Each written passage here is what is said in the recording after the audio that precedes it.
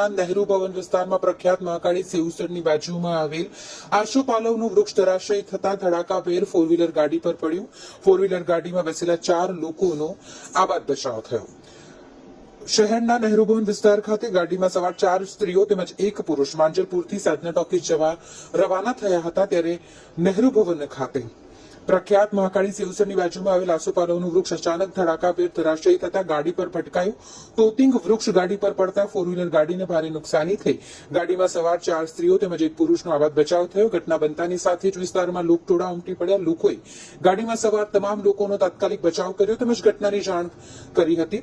તાત્કાલિક ઘટના સ્થળ પર રોલર કટરથી જે જરાશયી વૃક્ષ છે ત્યાં તાત્કાલિક દૂર કરવામાં આવ્યું. ફાયર બ્રિગેડ દ્વારા કામગીરી કરવામાં આવી. ઝાડ પડવાના કારણે ટ્રાફિક જામના દ્રશ્યો પણ સર્જાયા હતા, જે ફાયર બ્રિગેડના લાશ્કરો દ્વારા કામગીરી પૂર્ણ કર્યા બાદ દૂર થયું હતું.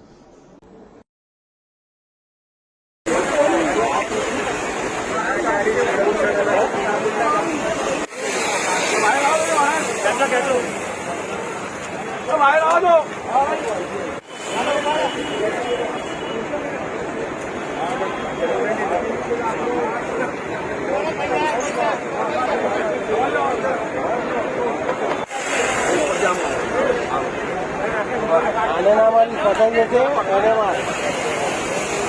એને માટે આમ આગળ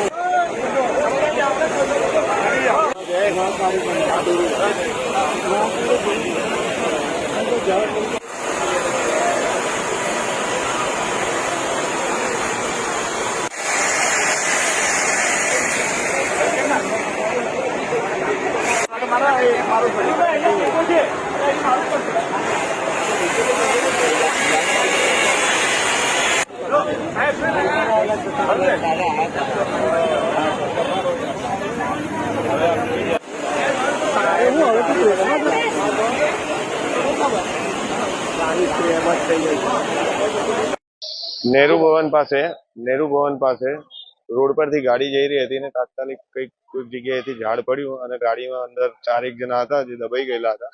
ફાયર બ્રિગેડને કોલ મળતા સ્થાનિક કાઉન્સિલર દ્વારા જાગૃતિબેન કાકા દ્વારા કોલ મળતા તાત્કાલિકપણે ઘટના સ્થળે ગાડી પહોંચી ગઈ અને પબ્લિક દ્વારા તેઓને બહાર કાઢી લીધા હતા. અત્યારે હાલમાં ગાડી પરથી ઝાડ હટાવવાની કામગીરી ચાલી રહી છે.